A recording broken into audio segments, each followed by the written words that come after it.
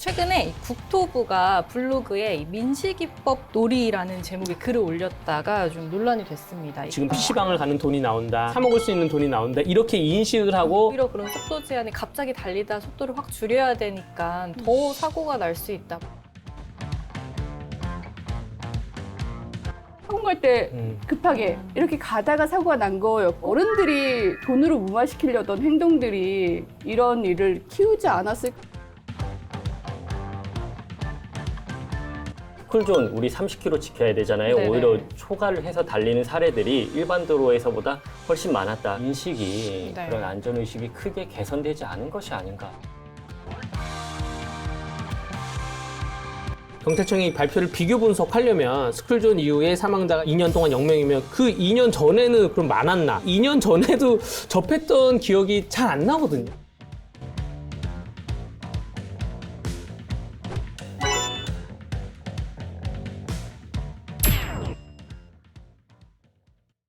기사로 전하지 못한 기자들의 진솔한 이야기, 강원 기자회견 시작하겠습니다. 네. 지난 시간에 이어서 한재영 꽁꽁국장님, 박영석 코난 기자님, 그리고 강대규 변호사님 함께합니다.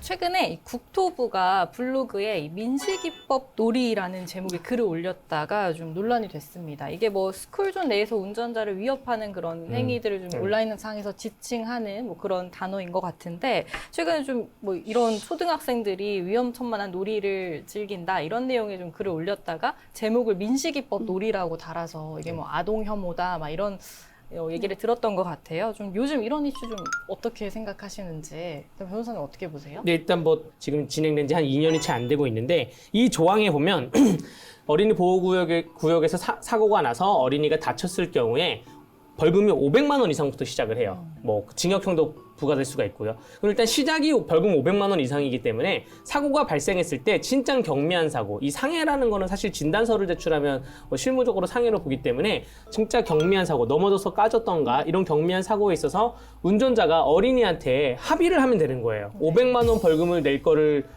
어린이한테 한 5만 원으로 합의를 해도 아이들한테는 굉장히 큰 돈이죠. 그래서 아이들이 사실 그 놀이라고 칭했는데, 어떻게 보면 아이들이 저렇게 부딪히면 내가 뭐 지금 PC방을 가는 돈이 나온다, 지금 뭐 뭘 사 먹을 수 있는 돈이 나온다, 이렇게 인식을 하고 일부러 그 접촉을 시도하는 그런 아이들이 늘어났다고 해서 지금 이렇게 민식이법 놀이 논란이 시작되는 것 같습니다. 예.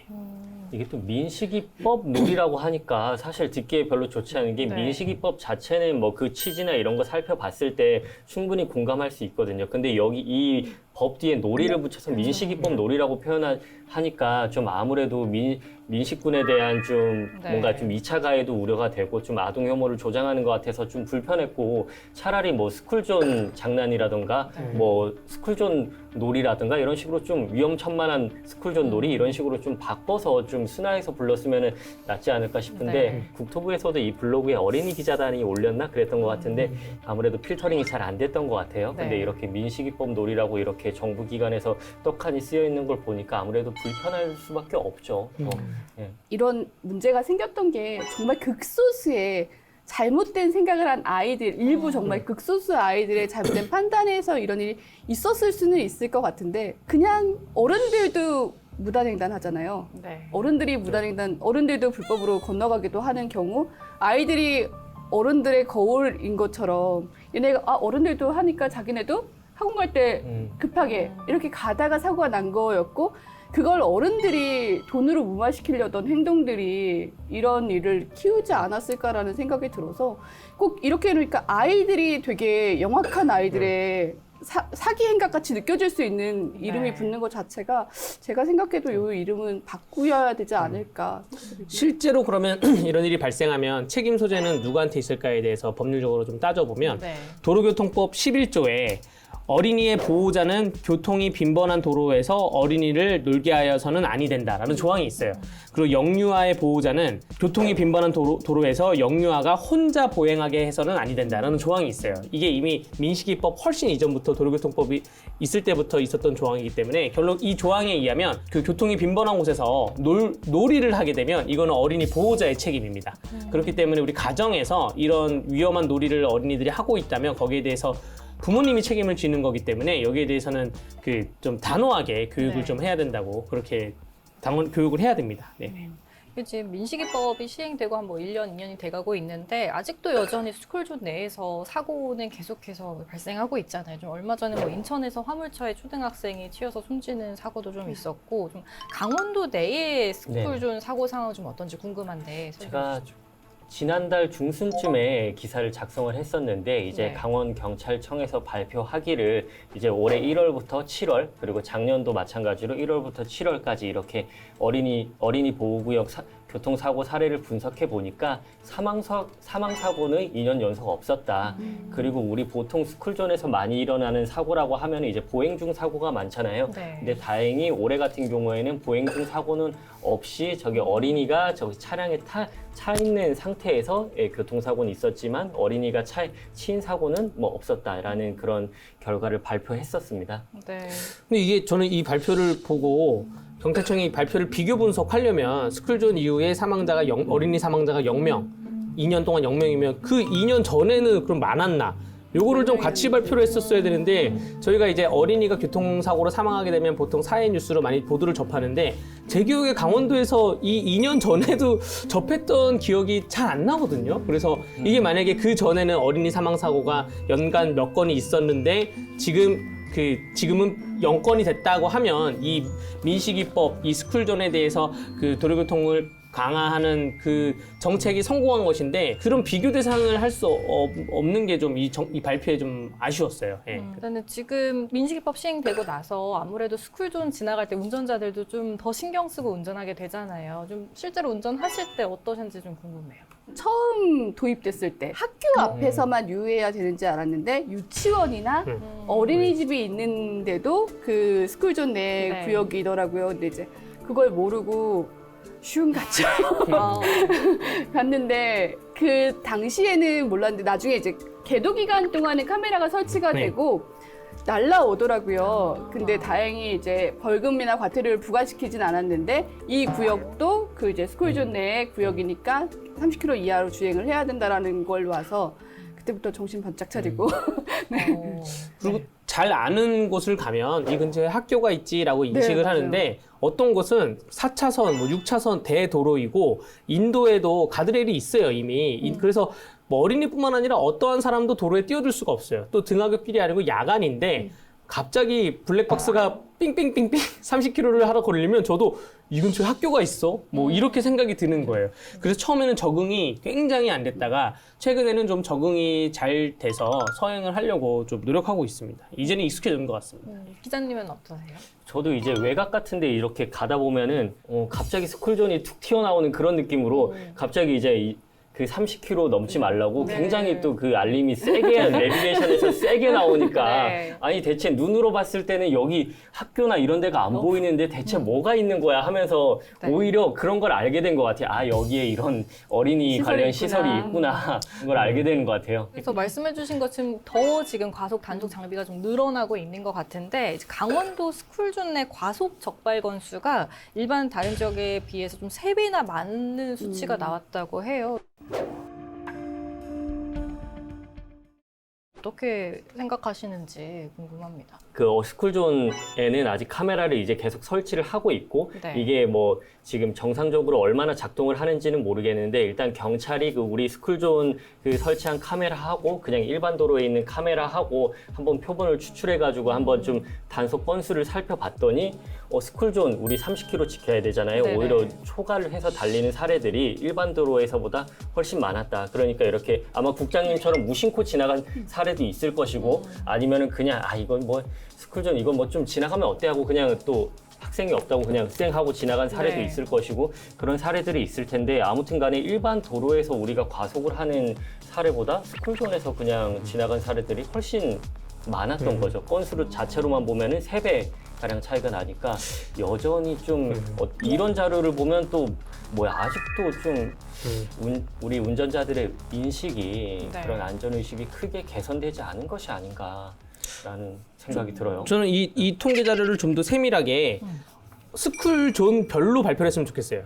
강원도 스쿨존 뭐 그 가속 위반 탑5 뭐 이렇게 구역별로. 구역별로 네. 어디 네. 초등학교 앞, 뭐 어디 유치원 앞 그렇게 발표를 하면 그거는 거기 스쿨존에 대해서는 사람들이 인지를 잘 못하고 있다는 것이거든요. 그래서 좀 더 강력한 안내 표지판을 설치할 수도 있고 반대로 보면 거기 스쿨존이 그 뭐 운전자가 생각하기에는 여기는 스쿨존이 있을 필요가 없다고 생각하는 곳도 있어요. 왜냐하면 학교와 거리가 굉장히 멀리 떨어져 있는 곳이라던가 혹은 횡단보도가 없이 그냥 한쪽만 인도가 있고 한쪽은 인도가 없는 곳이라던가 이런 곳이어가지고 여기 단속이 많이 걸리면 오히려 여기 스쿨존 지정에 대해서 다시 한번 생각해 봐야 되지 않나 이런 얘기도 있고요. 또 가장 좋은 효과는 이곳은 예를 들어서 사망 사고가 발생하면 사망 사고 다 발생 지역입니다 하는 것처럼 이곳은 전국 작년 스쿨존 그 가속 위반 탑5 안에 들었습니다라고 써붙여 놓으면 네. 거기서부터는 이제 서행하지 않을까, 근데 조심하지 그렇게 않을까. 해버리면 이제 그 학교에 이제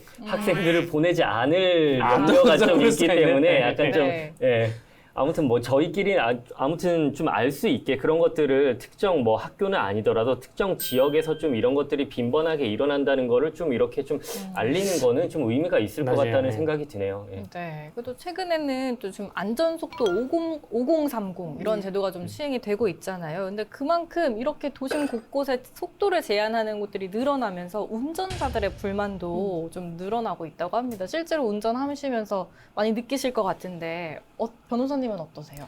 5030을 전면 시행했는데 사실 잘 스스로 잘 지키기 힘들더라고요. 6030만 돼도 지키기 했는데 네. 이거 50이 힘들어요. 50이. 이거 어감에도 50이 안 좋은 것 같고 50이 힘들어서 4050으로 가는 거다. 그다음에 50이. 네, 그래서 6030으로 가면 되지 않을까 생각이 들고 좀 5030에 대해서 전면 시행한 지 지금 뭐 몇 개월이 지났으니까 계속 그 교통 정책 당국에서 과연 이게 적절한지 아닌지 아니면 도심지 전 구역에서 5030을 해야 되는 것인지 뭐 여기에 대해서 좀 세심하게 봤었으면 좋겠어요. 네, 50이 힘듭니다. 운전자들 입장에서는 오히려 그런 속도 제한이 갑자기 달리다 속도를 확 줄여야 되니까 더 사고가 날 수 있다. 뭐 이렇게 좀 불만을 가진 운전자들도 있는 것 같던데 뭐 어떻게 생각하시나요? 갑자기 이렇게 막 확 달리다가 갑자기 이렇게 확 줄이지 않을 정도로 적정한 수준의 속도로 달리는 게 저는 좀 그게 맞다고 생각은 하는데 사실 네. 어떻게 달리다 보면은 무의식적으로 이제 내가 이렇게 가다 보면은 내리막길이 있을 수도 있고 도로 상황에 따라서 무심코 이제 좀 속도가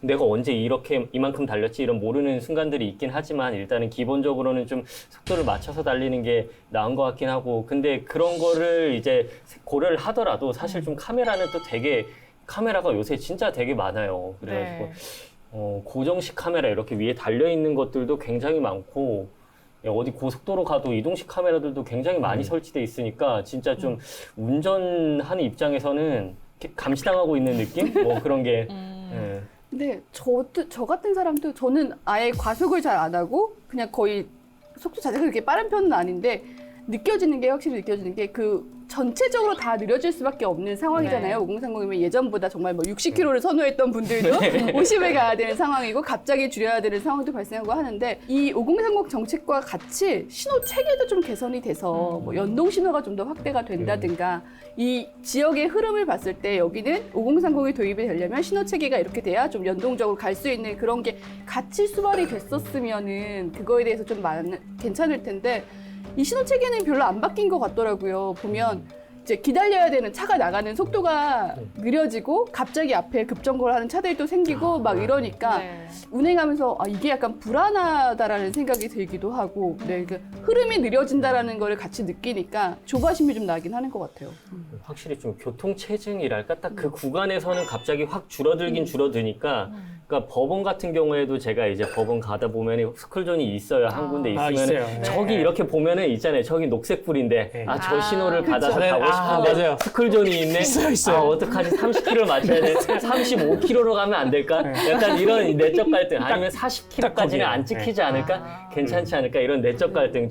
왜냐면은 또 신호가 저기 한 번 바뀌게 되면은 사거리 같은 데서는 워낙 또 오래 기다려야 되니까 약간 좀 병목 구간이 그런 부분에서 생기는 것 같기도 하고 좀 마음이 급해지더라고요. 보면은 좀 안 그래도 우리나라 사람들 성질이 좀 급한데 맞습니다. 이렇게 앞에 녹색불이 있는데 스쿨존도 앞에 있으면은 고민이 많이 될 것 같아요. 네, 고민 많이 됩니다, 진짜. 아, 네. 그리고 최근에는 좀 이번 달부터 이 스쿨존이나 횡단보도에서 교통법규를 위반하면 사고가 없어도 자동차 보험료가 올라간다고 해요. 그래서 좀 여기에 대해서 좀 보험 소비자들의 의견이 갈리고 있다고 하는데 어떻게 생각하시는지 궁금합니다. 굉장히 바람직하지 않다고 저는 생각을 하는데 네. 교통사고 처리 특례법에 의하면 이 보험 가입을 하는 여부가 처벌 기준하고 처벌 양형에 저촉이 돼요. 그래서 우리나라는 전 국민이 거의 뭐 강제로 가입돼 있는 그런 시스템이잖아요. 네. 전 국민에게 그 자동차 보험을 강제로 가입하게 해 놓고 나서 보험 할증료에 대해서 어떠한 국가가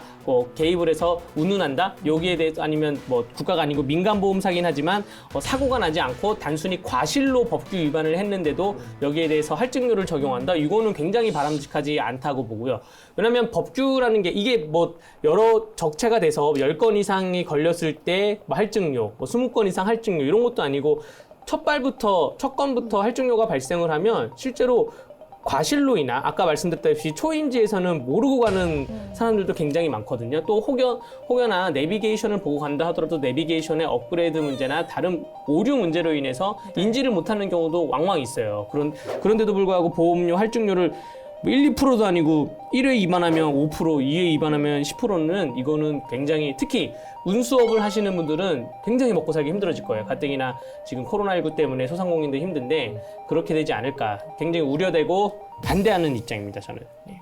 저도 완전 반대입니다. 아, 예. 네네. 사실 이게 지금 우리 스쿨존에서 만약에 뭐 속도 위반이나 이런 걸 하면은 지금 벌금이나 범칙금이 이미 2배예요. 그러니까 이미 충분하게 거기에 법규를 위반한 데 대한 이제 범칙금을 내는데 이거는 나라에서 이렇게 걷어가서 과태료나 이런 거를 걷어가야지 이거를 보험사에다가 보험료를 할증을 한다는 게 네. 저는 좀 이해도 안 되고 사실 그러면은 만약에 내가 잘 지켰어 진짜 위반도 안 하고 1년 동안 잘 지켰어 그렇다고 했을 때 내려가느냐라고 하면 뭐 내려간다고는 하는데 올라갈 때는 이만큼 올라가는데 내려갈 네. 땐 분명히 이만큼 내려갈 거란 말이에요. 그러면은 이게 무슨 의미가 있나? 보험이라는 것 자체가 내가 언제 어디서 어떤 사고를 겪을지 몰라서 거기에 그 손해에 대비해서 들어두는 건데 내가 법규 위반했다고 보험료가 올라간다고 네. 하면은 이거는 좀 아니라는 생각이 들더라고요. 저도 똑같은 것 같아요. 저도 반대예요. 그러니까 똑같이 보험사 자체가 일단은 사기업이잖아요. 사기업이고 우리가 잘못한 거는 법규를 위반한 건데 네. 그러면 국가에 벌금을 내든 과태료를 내든 해야 되는 게 맞는 거지 왜 그 돈을 사기업에 돈을 내가 줘야 되는 거에 대해서는 합당하지 않다는 생각 들어요. 네. 여기 뭐 찬성하는 분을 찾기가 힘든 것 같아요. 이게 댓글을 제가 이런 기사의 댓글을 찾아봐도 네. 거의 10분 중에 9분은 반대를 하시고 이제 한 분 정도야 뭐 조금 뭐 취지는 찬성한다 이런 의견이 많은데 이렇게 좀 반대하시는 분들의 보면은 여기다가 또 민식이 할증법이다 뭐 이런 것까지 붙여가지고 진짜 비꼬을 정도로 좀 많이 좀 대부분이 반대를 하시는 것 같고 무면허나 음주 뺑소니 이런 거는 사고 냈을 때 할증이 20%까지 붙는단 말이에요. 근데 이런 게 있는데 법규 위반까지 붙이는 거는 좀 과도하다. 네. 네. 네. 아무래도 좀 개선이 필요한 네. 특징인 것 같습니다. 그럼 오늘 또 이제 한 줄평 네. 해볼까요? 오늘 저희가 나눈 얘기 한 줄평으로 정리해보겠습니다. 저부터 하나요? 그 교통 문화는 사회적 합의를 거쳐야 된다는 점에서 교통은 우리 모두의 것이다. 이상한가? 자신감을 가지세요. 네. 자신감을 가지세요. 네. 그러면- 제가 할까요? 네. 네. 저는 이제 아무튼 간에 뭐 논란들이 지금 많긴 한데 어느 정도 좀 정리가 돼야 되는 것 같은데 아무튼 운전하는 사람들 입장에서는 선은 넘지 말고 속도는 지키자. 일단은. 아, 네. 저도 뭐 저희가 계속 신호에 대한 아쉬움을 계속 앞에 하긴 했지만 더 중요한 게 이제 사고가 안 나고 생명이니까 신호 한번 빨리 받으려다 후탄 대실하지 말자. 저 정도. 네. 네. 저는 이 행정안전부의 그 어린이 교통안전 릴레이 챌린지 문구를 가져왔습니다. 아, 준비되네. 네. 검색해서 찾아왔어요. 일단 멈춤, 이쪽 저쪽 3초 동안 사고 예방. 아. 캠페인 느낌이다. 물씬 나죠? 네. 그러다가 신호 끄는 거. 네, 그래서 모두가 안전하기 위해서 안전 교통 수칙을 잘 지켜야 될 것 같습니다. 네. 속 시원하게 할 말은 하자. 강원도 열혈 기자들이여. 눈치 보지 말고 강원 기자회견으로 모이세요.